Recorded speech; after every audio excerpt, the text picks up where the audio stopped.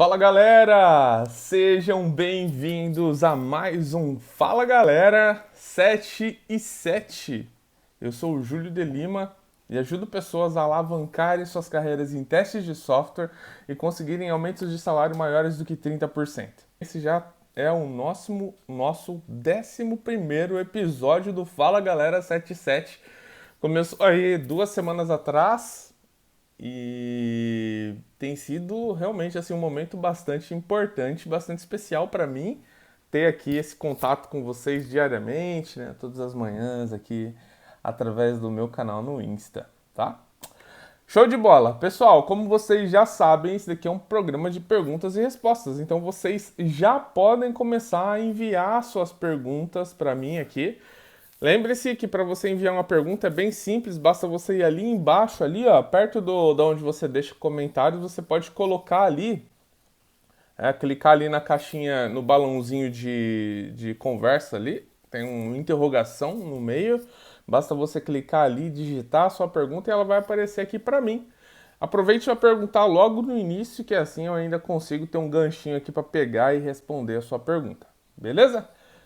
Se você ainda não sabe, lá no meus stories, eu sempre coloco uma caixinha de perguntas, né? E aí eu geralmente coloco lá consultoria grátis ou coloco como eu posso te ajudar e você vai lá e clica e manda suas perguntas e eu respondo elas diariamente, né?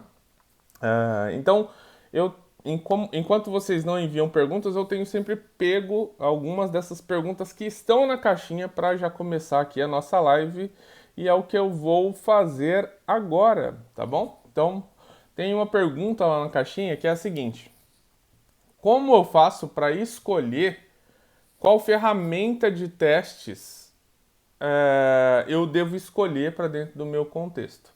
E essa é uma pergunta que ela é bastante importante para todos vocês, né? Por quê? Porque quando a gente vai escolher a ferramenta para o nosso contexto em específico, é importante que você leve em consideração algumas variáveis. É sobre essas variáveis que a gente vai falar aqui no início dessa live, beleza? Enquanto vocês ainda não enviam suas perguntas. Escolher uma ferramenta de automação de testes é você identificar primeiro o contexto em que você está, qual é a necessidade que você tem, para que depois você comece a investigar os próximos passos. Então eu diria que a primeira ação que você tem que levar em consideração na hora de escolher uma ferramenta de automação de testes para o lugar onde você está, com certeza é primeiro identificar quais são os requisitos que são necessários para essa ferramenta. Mas, Júlio, você está falando sobre os requisitos do software em si? Você está falando sobre as regras de negócio que um software tem? Não, eu estou falando sobre quais são as necessidades que você tem e que te levaram ou levou o seu time a pensar que talvez vocês precisassem de uma ferramenta de automação de testes. Esse é o primeiro passo. Identificar quais são as minhas necessidades. E a gente pode chamar isso de identificar quais são os requisitos que nós temos para a seleção dessa ferramenta. Para que você possa começar a pensar nos requisitos, é necessário que você primeiro entenda o que é automação de testes em si, né? Então, vamos só relembrar aqui para que isso possa ajudar você a tomar a iniciar esse primeiro passo, ok? Automatizar um teste é basicamente você automatizar algum tipo de checagem que você faz de maneira, vamos dizer assim, que você executa, né, sem o uso de ferramentas e que é algo que é muito repetitivo, fácil de executar e de avaliar o resultado, ok? Então eu vou dar um exemplo para você. Eu quero imputar dois valores para um método e eu quero validar qual é a resposta desse método. Eu quero enviar uma requisição para uma determinada API e eu quero validar quais foram as respostas devolvidas por ela. Eu quero abrir um site, olhar para o primeiro componente existente no topo ao lado esquerdo e quero saber se esse elemento tem a largura de 100 pixels e a altura de 20 pixels. Eu quero abrir uma aplicação web, interagir com 3 campos, digitando valores neles e pressionar o primeiro botão para entender se depois de pressionar esse botão, ela me devolve uma resposta, como por exemplo uma mensagem de erro dizendo que aquela operação não pode ser completada. Eu quero, por exemplo, executar uma query no banco de dados e quando eu executar essa query, eu espero que a resposta dela seja uma quantidade de 5 linhas em sua resposta. Essas são checagens que eu estava fazendo sem o uso de ferramentas. Quando eu tenho essas checagens, eu posso substituir, dado que essas checagens elas não exigem muito do meu cognitivo, porque elas são muito simplórias, ou seja, eu vou lá e coloco A, B como entrada e ele tem que me dar C como resposta. Isso para mim é uma checagem apenas. Eu não tenho um fator cognitivo muito forte, muito profundo relacionado a essa execução de algo, né? Então, quando isso acontece, isso é algo que é passível de ser, né, automatizado. Ou seja, eu posso criar um robozinho para fazer isso por mim. Eu não preciso ficar fazendo isso, né, todas as vezes sem o uso de uma ferramenta. Eu posso simplesmente usar uma ferramenta que seja capaz de fazer isso por mim. Beleza? Agora sim, enquanto eu estava aqui explicando para você, eu falei para você de diversas camadas que poderiam acontecer isso. Então eu te falei lá de você executar diretamente um método, eu falei para você de você executar diretamente uma requisição a uma API, eu falei para você sobre executar uma validação no layout da aplicação e eu falei para você sobre executar uma ação na qual eu literalmente interajo com alguns campos e pressiono alguns botões e valido algumas mensagens. Então são diversas formas distintas de avaliar uma aplicação. Eu acho que esse é o primeiro ponto aqui, entendeu? Que está bem relacionado aos seus requisitos da escolha da ferramenta, que é o que é que você deseja automatizar? Quais são as checagens que você deseja realizar através do uso de uma ferramenta? Esse é o primeiro ponto.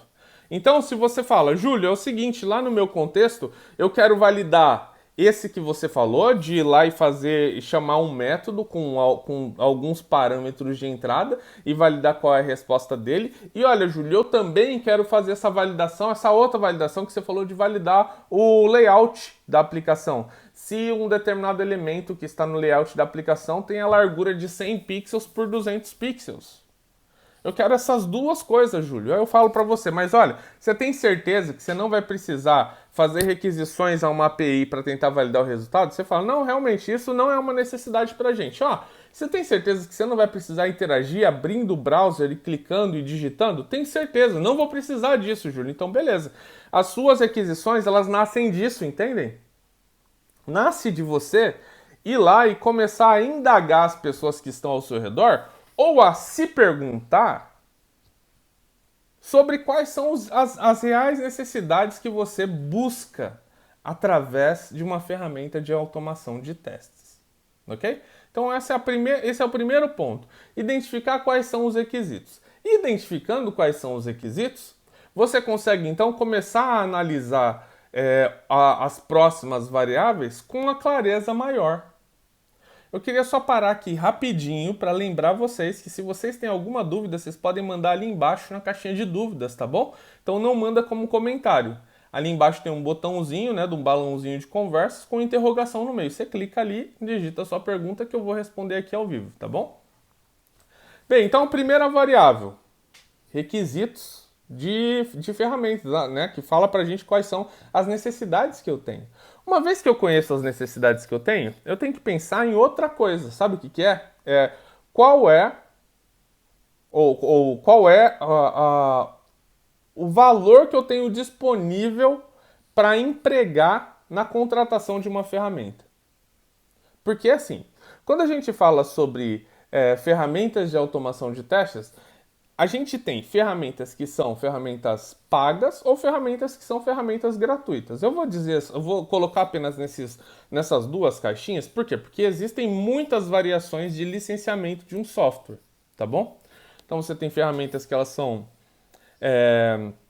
de código aberto, tem ferramentas que elas são freemium, né? Você usa algumas coisas dela, mas se você quiser usar, você vai ter que, se você quiser utilizar algumas outras, você vai ter que pagar de alguma forma. Você tem ferramentas que são, né, que você pode utilizá-las, mas que você não pode distribuí-las. Tem diversos tipos de licenciamento, né? Mas vamos dividir assim de uma maneira mais simples, sabe? Que são as ferramentas que são pagas e as que não são pagas. Se você tiver aqui, se você tiver budget e os requisitos do seu, né, de automação que você tem, eles forem atendidos por uma ferramenta paga, provavelmente você vai usar uma ferramenta paga. Se você tem os requisitos de automação de testes que você precisa e você viu que aqueles requisitos podem ser atendidos por uma ferramenta gratuita, talvez você não precise usar o seu budget, usar a sua grana para ir lá e contratar uma ferramenta paga. Talvez aquela gratuita já te resolva o seu problema, né? Quando a gente está falando sobre budget em si, ele não está relacionado apenas a necessidades que você tem versus o que a ferramenta pode oferecer para você. Às vezes também tem a ver com suporte. Então, por exemplo, olha, eu tenho aqui os meus requisitos, né, da ferramenta, os meus requisitos ferramentais, né, e eu tenho aqui uma ferramenta que é gratuita e uma ferramenta que é paga. E olha, a propósito, eu tenho grana o suficiente para pagar uma ferramenta paga, tá? Se eu precisar. E aí o que você pensa é assim, olha, às vezes uma ferramenta que é paga, né, ela te traz não só a possibilidade de você conseguir resolver os problemas que você determinou como sendo os requisitos iniciais, como também vem junto com ela suporte da empresa que a produziu. Então você vai lá e olha para aquela ferramenta paga, não só como sendo uma ferramenta que é capaz de resolver um problema seu, mas como também o suporte que está relacionado a ela, as pessoas que vão te ajudar quando você tiver algum problema, né? Ou algum tipo de customização que vai poder ser feita na ferramenta para se adequar a um problema que você tem na sua empresa especificamente. Por exemplo, você foi lá e contratou uma ferramenta paga,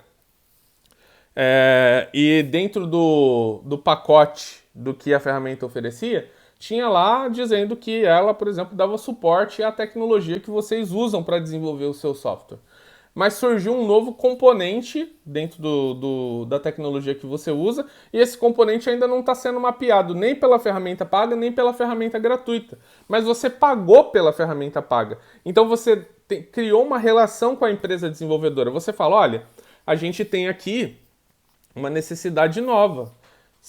Vocês já têm aí no seu roadmap, né, nas suas, como vou dizer assim, no seu backlog das próximas sprints, vocês já têm aí alguma história relacionada a fazer com que esse componente novo da minha tecnologia aqui faça parte da ferramenta de vocês? E eles falam, olha, a gente não tem ainda, mas a gente pode colocar, porque realmente se é uma necessidade sua. E eu vejo aqui, ó, que tem outras diversas pessoas que estão falando também a necessidade delas. Então, ó, vamos colocar isso no roadmap. O que talvez demoraria mais tempo para acontecer se você estivesse utilizando uma ferramenta gratuita. Na ferramenta gratuita, ou vamos dizer assim, uma ferramenta de código aberto, por exemplo, quem vai ter que se movimentar para fazer com que a ferramenta dê suporte a esse novo componente que é muito, vamos dizer assim, que acabou de ser lançado, é a própria comunidade. Então a comunidade vai ter que ir lá e trabalhar para fazer com que esse componente, com que essa ferramenta dê suporte agora. E talvez isso não seja tão rápido como para aquela empresa que está recebendo por aquilo. Porque no final das contas, quando a gente fala de código aberto, a gente tem a comunidade trabalhando para manter um determinado software, mas essas pessoas que mantêm um software, elas são pessoas né, comuns, assim como eu e você, que estão lá ajudando a manter aquele código apenas porque elas gostam da ferramenta ou porque elas gostam de contribuir com a comunidade, entende? Mas elas estão lá empregadas por outra empresa, tem o seu dia a dia caótico lá, né? Todos os dias. E isso faz com que as coisas demorem mais tempo para acontecer. Entende o que eu quero dizer? Então, se você tem budget, quando você está pensando em budget, em grana, você tem que pensar que não só na questão, no fator de pagar por uma ferramenta ou não, mas também nessa questão de suporte que você possa vir a receber no caso de você lidar ali com alguma situação que é desconhecida. Então, né? Primeiro ponto, conhecer os requisitos que são necessários para automação no seu caso. Segundo, ter essa clareza quanto ao budget em si, ok? Então, para quem chegou agora, ou tá chegando, a gente está falando sobre como determinar qual é a ferramenta que eu devo utilizar na automação de testes que eu quero fazer lá com o meu time. É disso que a gente está falando. E aí eu disse já que a gente tem que olhar para a questão de quais são os requisitos que eu tenho de automação de testes, ou seja, o que eu preciso automatizar. E eu tenho que olhar também para o budget, ou seja, para a grana que eu tenho aqui, né, para utilizar para contratar essa ferramenta A, B ou C, beleza? Um terceiro ponto que você tem que olhar é qual é a tecnologia que é utilizada pelo seu time. Esse ponto é mega importante também. Porque se a gente não tivesse olhado para ele, provavelmente, na hora que a gente tivesse contratado uma ferramenta, talvez a gente percebesse que essa ferramenta ela não vai dar match com o que a gente precisa. Entende? Então, o terceiro ponto é você analisar qual é a tecnologia que o seu time usa. Então, você fala, olha, é o seguinte, aqui o meu time, ele trabalha com uma linguagem de programação, que é a linguagem de programação Go, por exemplo. Beleza, eu vou utilizar Go. E nesse caso, eu tenho que então pensar em ferramentas que deem suporte para os softwares que são desenvolvidos em Go. Por quê? Porque na maioria das vezes, eu não vou generalizar, né, mas sim uma grande maioria das vezes, você vai ter que ter a ferramenta de automação de testes que está acoplado àquela tecnologia da qual o software é desenvolvido. Por quê? Vou dar um exemplo para vocês. Delphi, por exemplo. Quando você desenvolve uma aplicação em Delphi, ele gera, né? Ele pode gerar. Hoje em dia, Delphi pode gerar para diversas plataformas, mas ficou mais conhecida pelo fator de gerar para aplicações para desktop em Windows, né? Então, quando você gerava ali uma aplicação para rodar no Windows, ele já vinha com alguns componentes que eram muito específicos, né? Esses componentes muito específicos eram componentes, então, que poderiam ser ou que teriam que ser identificados, né, pela ferramenta de automação de testes para que você pudesse então ir lá e dar, né, e identificar esses elementos e interagir com eles. Então eu me lembro que lá atrás, quando eu comecei com a automação de testes, a primeira ferramenta que eu aprendi, na verdade, foi o Test Complete. E esse Test Complete, ele tinha uma facilidade gigantesca de trabalhar com aplicações que eram desenvolvidas com Delphi. Por quê? Porque eles sempre tiveram, né, uma conexão muito forte com os elementos que tinha em Delphi. Então, cara, era simples assim, sabe? Uma das coisas mais desafiadoras da automação de testes em desktop naquela época era o fator de a gente ter que interagir com elementos que eram elementos do tipo grid. Cara, era muito complexo. E por ser muito complexo, eu não podia escolher uma ferramenta qualquer que não dava todo o suporte que eu precisasse. Por quê? Porque eu sabia que eu ia começar a automatizar meus testes e ia chegar num ponto em que eu não conseguiria progredir. E por não progredir, eu teria que parar a automação de testes, ou pior até, ter que parar completamente o projeto. Então, em um caso como esse, é mega importante que você entenda qual que é, né, as tecnologias que você e seu time utilizam hoje, para que você, ao escolher uma ferramenta, analise se aquela ferramenta dá todo o suporte que você precisa, ok? Esse é um ponto mega importante, então, tecnologia, tá bom? Então, eu preciso ter uma noção muito clara dos requisitos né, que eu quero da automação de testes, ou seja, o que é que eu quero automatizar. 2, budget. 3, quais são as tecnologias utilizadas pelo meu time. Eu diria que aqui um ponto número 4 é sobre o quanto o seu time tem de habilidades para utilizar essa ferramenta que você está cogitando utilizar. Então veja, às vezes você está em um time que é um time super maduro, super contemporâneo. E nesse time contemporâneo, você sabe que o dev vai ser o responsável pela automação de testes. E que você, QA, vai ser alguém que vai dar consultoria para eles. Então você vai e aprende muito sobre a ferramenta de automação de testes. O dev vai e aprende também muito sobre a ferramenta de automação de testes. Quem escreve os testes é o dev. Quem dá consultoria das boas práticas é você. Então o que acontece nesse caso?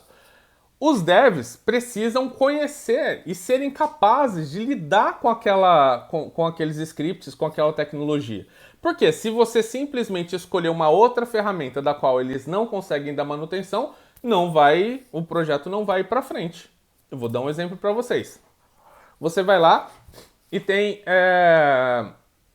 uma ferramenta de automação de testes, ou uma biblioteca, vamos colocar assim que fica mais fácil de você entender. Você tem uma biblioteca de automação de testes que ela dá, por exemplo, suporte apenas a Ruby, ok? E todos os desenvolvedores do seu time estão desenvolvendo em Java. Então, quando você traz uma biblioteca em Ruby para o seu time utilizar, o seu time ele vai ter uma dificuldade, que é a dificuldade de ter, né, que aprender Ruby para poder manipular aquela determinada biblioteca. Entende aqui a dificuldade? Então, eu não tenho que pensar primeiro na ferramenta para depois pensar no meu time. Eu tenho que pensar em tudo em conjunto. Então eu falo, olha, ferramentas que eu tenho aqui como sendo as ferramentas que a gente poderia utilizar nesse projeto. A ferramenta A, B ou a C. Olhando para essas ferramentas, eu tenho budget? Tenho. Atende aos meus requisitos? Atende. Eu estou olhando aqui agora pro meu time, e esse meu time aqui, ele conhece sobre essa tecnologia que é utilizada aqui? Ah, o time, ele não conhece. Legal, se o time não conhece, então a gente não vai adiante, entende? Ou a gente analisa com o time qual é a disponibilidade deles de aprender essa nova linguagem, mas a gente não traz algo que não esteja dentro do contexto deles. E aqui eu trago para vocês um ponto de reflexão que é muito importante, que é assim. Muitas vezes as pessoas me falam, Júlio, qual é a melhor linguagem para aprender para automatizar testes? Depende. E talvez agora você já esteja aí na sua mente falando assim, eu já sei qual que é essa resposta do Júlio. A resposta do Júlio é a mesma que os desenvolvedores utilizam. Não é isso, Júlio? Eu vou falar para você. Não, depende. Sabe por quê? Porque vai depender de qual é o tamanho da dor de cabeça que você quer ter. Você quer ter uma dor de cabeça pequena ou você quer ter uma dor de cabeça grande? Entende? Então essa primeira... você me pergunta, Júlio, qual é a ferramenta, qual é a melhor linguagem de programação que eu posso utilizar para automatizar testes? Eu te falo, né, novamente, depende de qual é o tamanho da sua dor de cabeça. Porque se você fala assim, Júlio, olha, é o seguinte, eu quero ter uma dor de cabeça pequena. Então escolha a linguagem de programação que os devs estão utilizando. Sabe por quê? Porque se você tiver algum pepino, você vai poder tirar uma dúvida com o seu amigo dev. Se o amigo dev estiver numa empresa que é uma empresa contemporânea, vocês vão os dois trabalhar no mesmo código.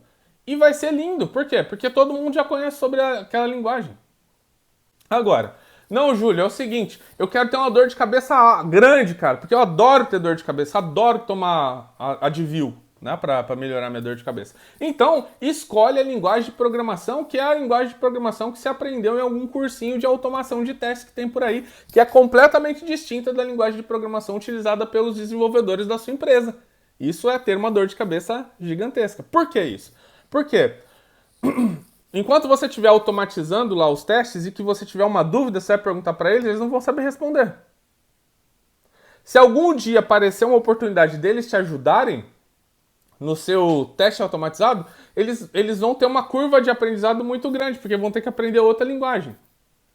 A disposição deles para ajudar você a automatizar testes vai ser menor. Por quê? Porque está em outra linguagem. Se você sair daquele time e ir para outro, ou se você sair de férias e não ficar ali, vai ter mais uma dor de cabeça. Por quê? Porque talvez eles simplesmente ignorem aquilo que você já fez até agora. Dor de cabeça grande. Entendeu? Então é o fato de você escolher qual o tamanho da dor de cabeça que você quer ter. Quer ter uma dor de cabeça pequena? Usa uma linguagem de programação que está junto com o seu time. Sacou? Melhor forma de você fazer isso.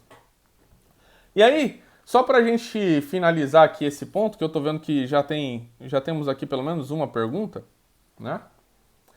E para todos vocês que estão aqui junto com a gente, se vocês tiverem perguntas, vocês podem clicar no balãozinho de perguntas ali embaixo e enviar sua pergunta, tá bom? O último ponto seria o ponto de integrações.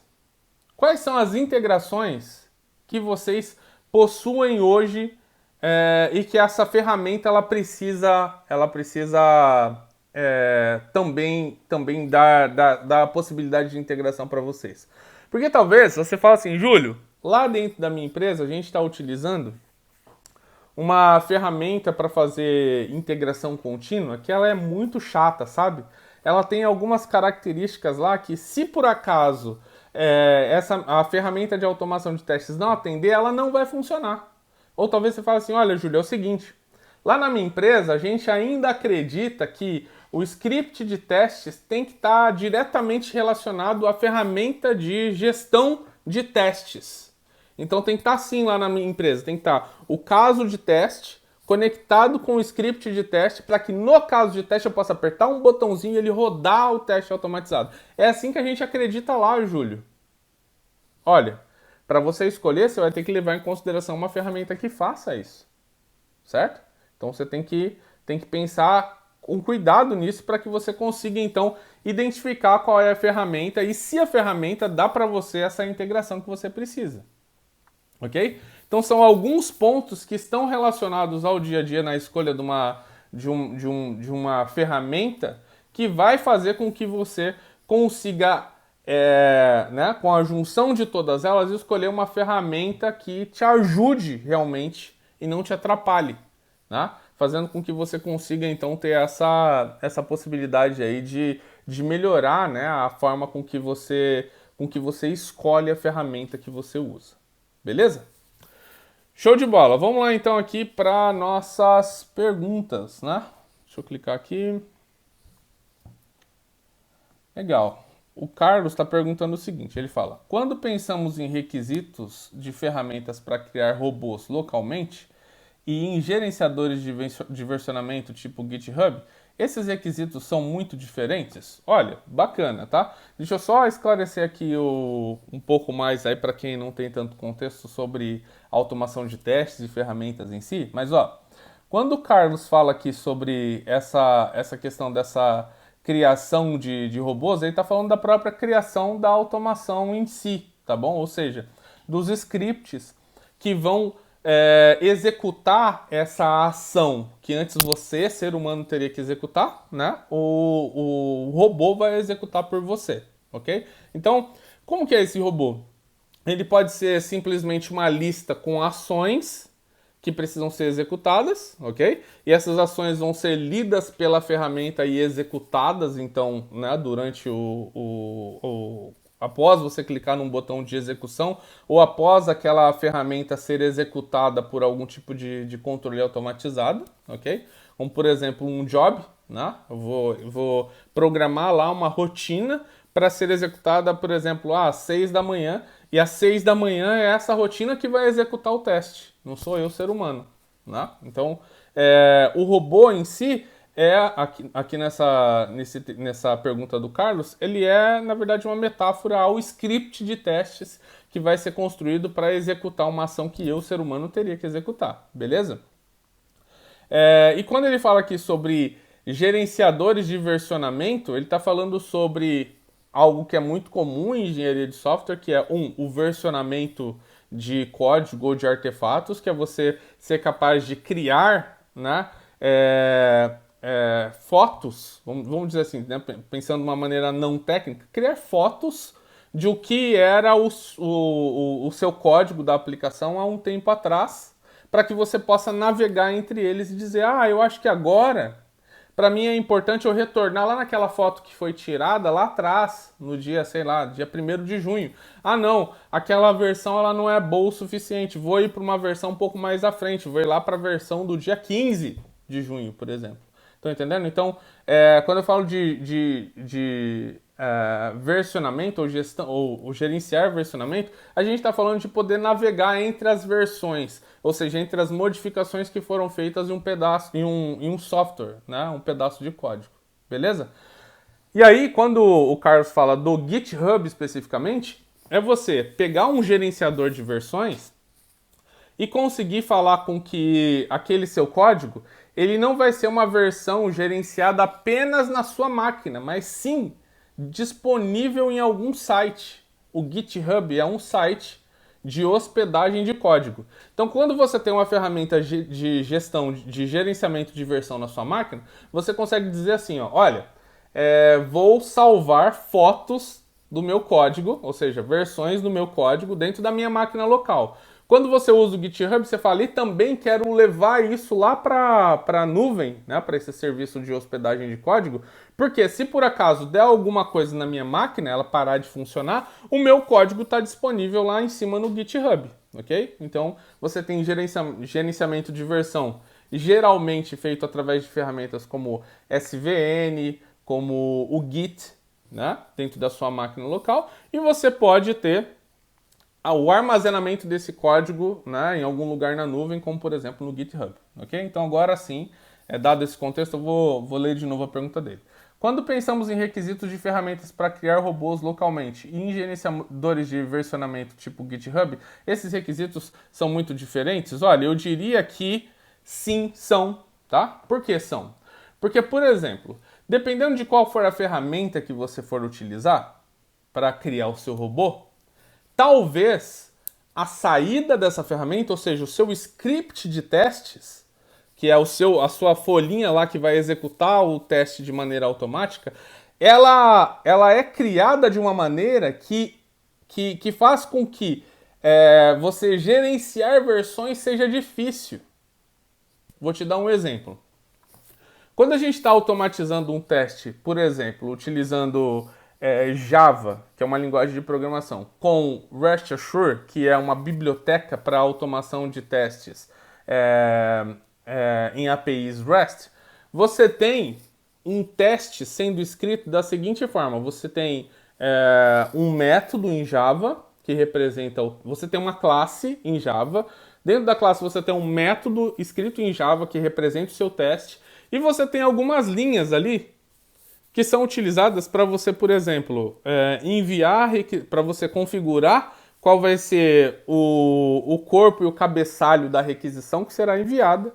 Você tem o caminho para onde você quer enviar essa requisição e você tem quais são os dados que você quer validar na resposta que essa requisição vai ter depois de ser enviada. Ok? Então você tem essas linhas. E geralmente você gasta ali em torno de umas 15 linhas para escrever um teste, por exemplo, tá bom?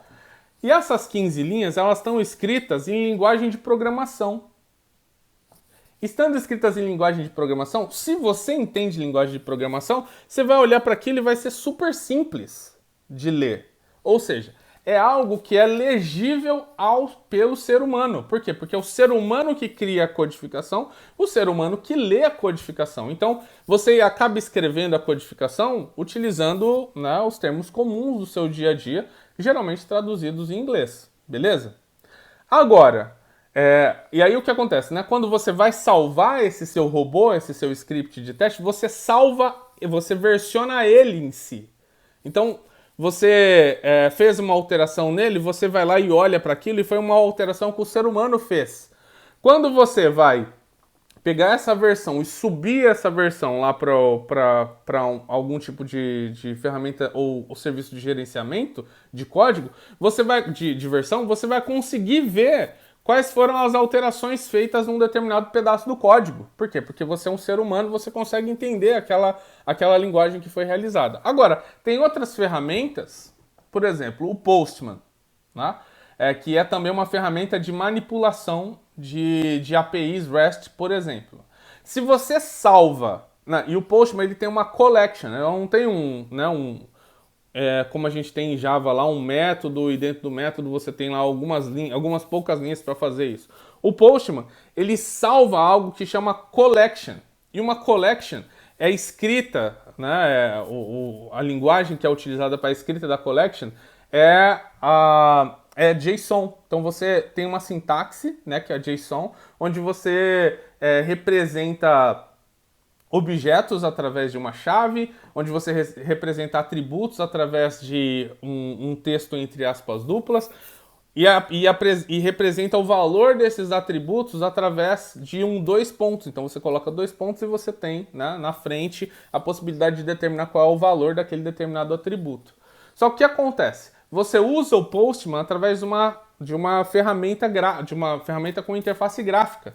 Nessa ferramenta com interface gráfica, você clica, arrasta, digita, e ele é todo gráfico, todo bonitinho. Então, é muito fácil de você conseguir interagir com ele, tá? Você vai lá, olha para ele e sabe, eu posso clicar nesse botão aqui, nova requisição, para criar uma nova requisição. Eu posso clicar aqui nesse campo destino, né, que é, no caso, a URI, e posso digitar o RI.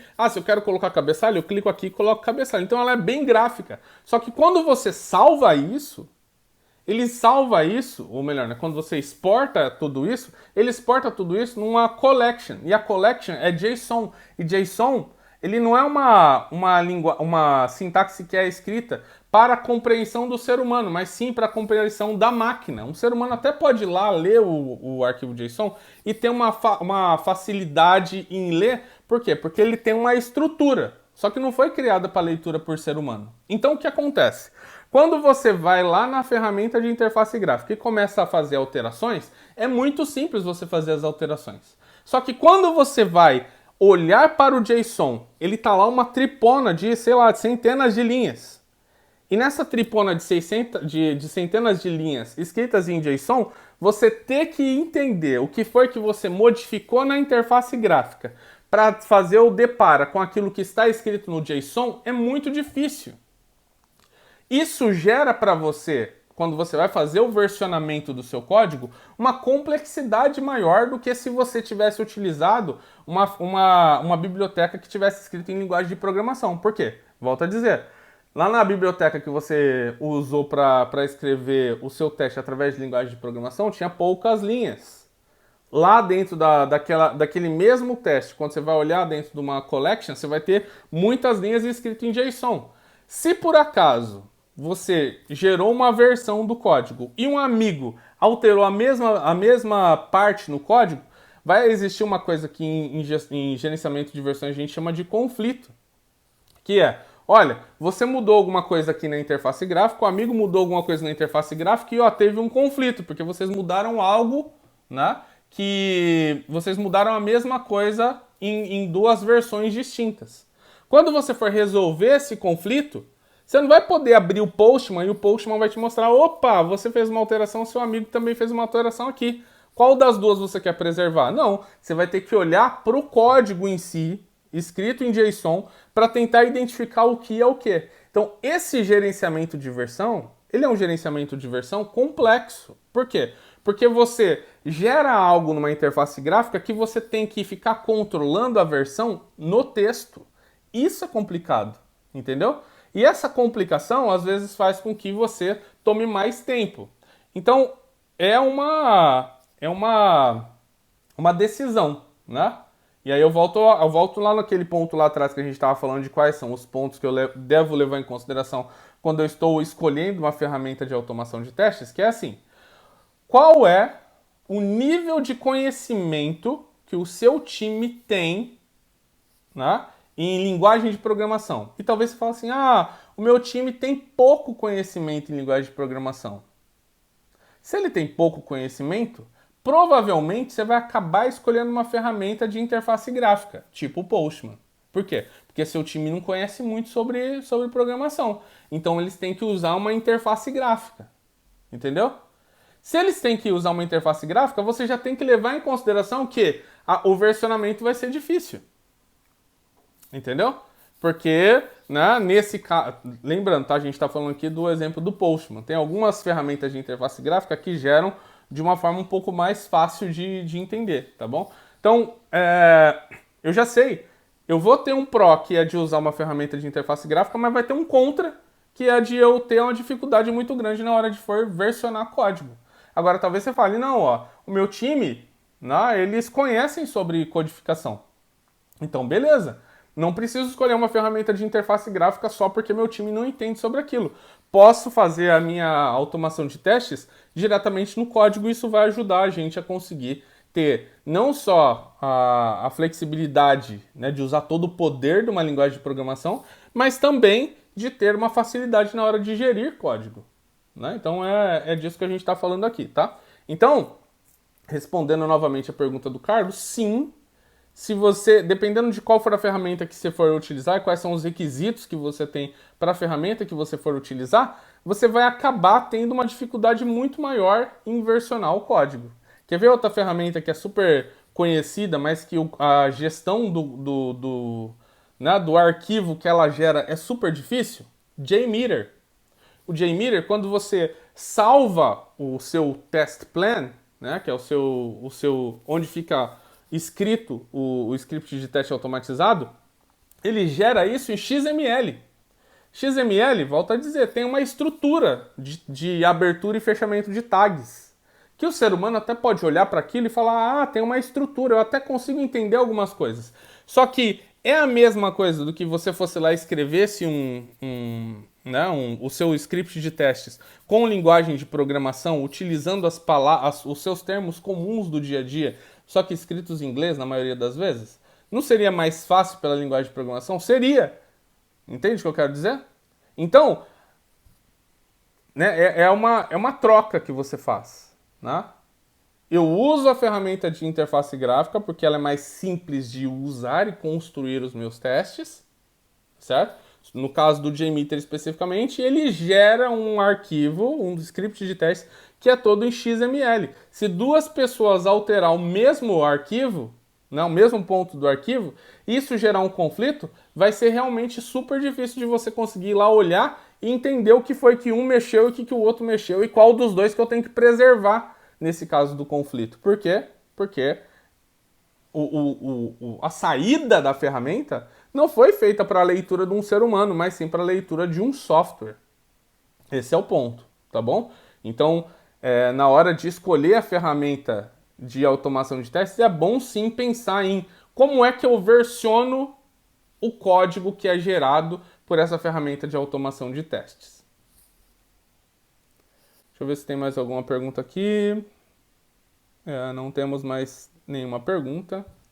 A gente vai encerrar por aqui então o Fala Galera 7.7 de hoje. Muito sucesso para vocês e a gente se vê amanhã no Fala Galera 7.7. Até mais, pessoal!